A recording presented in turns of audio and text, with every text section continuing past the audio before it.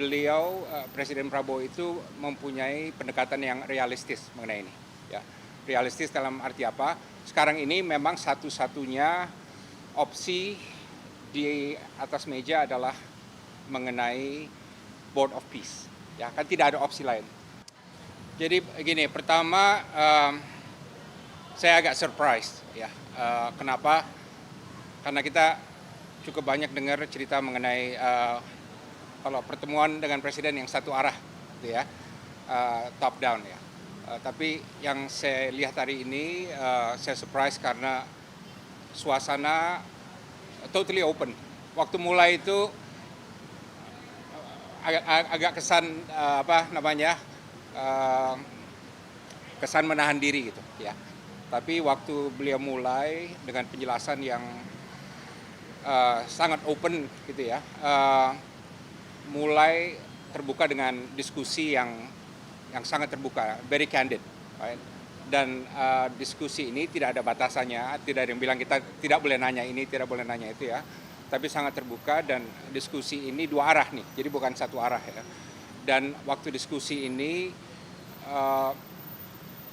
banyak dibahas mengenai resiko, ya. Banyak dibahas mengenai opsi, banyak dibahas mengenai ranjau, ya. Dan skenario-skenario yang bisa dihadapi Indonesia ke depan yang membahayakan juga, ya. Nah, semua ini beliau tampung ya dan beliau respon. Nah, kesan saya adalah beliau Presiden Prabowo itu mempunyai pendekatan yang realistis mengenai ini, ya. Realistis dalam arti apa? Sekarang ini memang satu-satunya opsi di atas meja adalah mengenai Board of Peace. Ya, kan tidak ada opsi lain. Dan faktanya adalah Board of Peace ini yang bagian dari solusi untuk menghentikan gencatan senjata, walaupun sampai sekarang masih dilanggar oleh Israel. Ya. Nah, tapi intinya ini adalah suatu eksperimen, ya, dan bukan obat yang ampuh yang bisa menyembuhkan penyakit, segala penyakit ya. Dan saya melihat beliau realistis mengenai hal ini. Ya, beliau melihat ini ada resikonya, ya. Tentu resiko terbesar adalah Israel, ya, karena Israel mempunyai pengaruh yang besar sekali terhadap Trump gitu ya. Tapi beliau menyatakan kami yakin kami bisa mengimbangi karena segala sesuatu yang kita lakukan kita jamin harus ada kekompakan dengan negara-negara Islam. Dan kata lain, kalau leverage Indonesia tidak begitu besar, misalnya ya, akan lebih besar karena kita selalu menjaga kekompakan dengan negara-negara Islam antara Saudi, Turki, Mesir, Jordan, dan lain sebagainya. Gitu. Jadi beliau cukup realistis, ada resiko itu.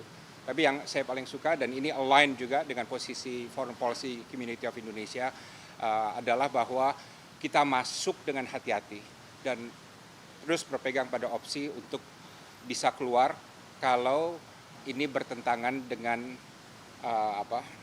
prinsip kita dan kepentingan kita. Ini berkali-kali beliau tekankan, beliau tidak akan ragu, ya, termasuk ya kalau yang lain tetap masuk, gitu. Right? Nah, ini yang saya tangkap sebagai suatu penekanan dan penegasan yang kami apresiasi, gitu ya. Tapi sekali lagi beliau perdebatannya terbuka, tidak ada batasan, penuh dengan masukan, resiko dan kritik, beliau terima semua. Dan tadi juga beliau bilang ini akan menjadi suatu forum yang akan terus berlanjut. Jadi tentu kami apresiasi. Beliau juga sadar bahwa ada masalah atau ada tantangan komunikasi dan persepsi publik. Ya, beliau sangat terbuka itu dan memang emang tantangan berat nih, ya, karena banyak sekali suara-suara dan banyak sekali hal-hal yang tidak bisa diungkap ke publik, tapi tadi beliau ungkap secara terbuka dan secara apa adanya dan juga secara off the record. Gitu. Itu dibahas, ya, itu dibahas dan saya tidak punya wewenang untuk menyatakan kesimpulannya, ya, tapi dibahas apa pandangan beliau mengenai hal ini Juga tadi ada konfirmasi ini bukan dari porsi apa gitu ya, tapi juga ditekankan bahwa this is still in progress, masih dalam pembahasan gitu ya. Dan itu yang paling jauh saya bisa katakan karena saya tidak punya otoritas mengenai hal ini.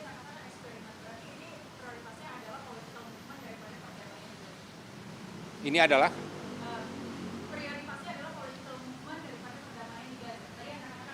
ya, ini eksperimen dalam arti ini suatu formula di mana orang nggak tahu ini akan sukses atau enggak. Resiko gagal tinggi loh, ya. Resiko gagal tinggi karena berbagai faktor, ya. Karena berbagai faktor. Bisa faktor Trumpnya, bisa faktor Amerikanya, bisa faktor Israelnya, bisa faktor lapangannya, bisa faktor Hamasnya, dan lain sebagainya. Resiko tinggi. Kan kita nggak ada yang tahu apa yang akan terjadi, right? Jadi saya katakan ini suatu eksperimen, dan eksperimen yang penting karena apa? Ini satu-satunya the game in town pada saat ini. Tidak ada formula lain, tidak ada solusi lain, tidak ada jalur lain. Jadi kan ini, nah ini itu salah satu resikonya tentu, ya kan? Ini kan resiko yang kita lihat ya, PBB membentuk BOP. Nah, tapi apakah BOP ini, makanya tadi saya bilang eksperimen ya, arahnya kemana nih, ya? Ya, tapi kan di sini kan Oki tidak berperan ya. Oki berperan di belakang sebagai pihak yang yang mendorong adanya two-state solution dan lain sebagainya. Tapi untuk di lapangannya itu nanti ditangani oleh instansi sesuai dengan kesepakatan dari 20 point plan yang dibentuk oleh PBB. Nah, tadi memang disampaikan bahwa yang membuat BOP itu relevan dan kredibel itu adalah karena dibentuk oleh Dewan Keamanan PBB. Right? Nah, tadi disampaikan oleh salah satu peserta juga dengan langsung kepada Bapak Presiden. Pak Presiden juga memahami hal ini. Kita harus menjaga agar BOP ini tetap dalam koridor PBB. Right? Jadi tidak keluar dari mandatnya gitu. Karena kita ikut dalam BOP, kenapa?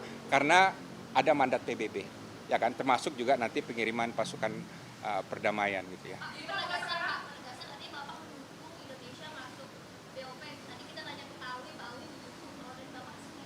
Posisi saya sudah jelas dari awal. Posisi saya adalah Indonesia masuk dalam BOP, tapi dengan memahami resiko-resiko yang ada, dan kedua kita memegang opsi untuk keluar. Tadi juga disampaikan Presiden, kita selalu pegang opsi keluar. Dan ketiga, syarat yang paling penting, tujuan dari semua ini Palestina merdeka. Tujuan dari semua ini. Untuk itu apa? Kita harus berpolitik, kita harus berdiplomasi, kita harus melobi, kita harus berdebat, ya, dan kita harus pragmatis dan realistis. Nah, itu yang saya tekankan. Tadi kita semua mendengar penjelasan Presiden bahwa Indonesia harus pragmatis dan realistis. Jadi kita lihat, ini baru berapa hari kan ya BOP ya, jadi jalan masih panjang. Jadi kita doakan tujuan paling utamanya yaitu two-state solution Palestina mereka itu bisa tercapai. Oke?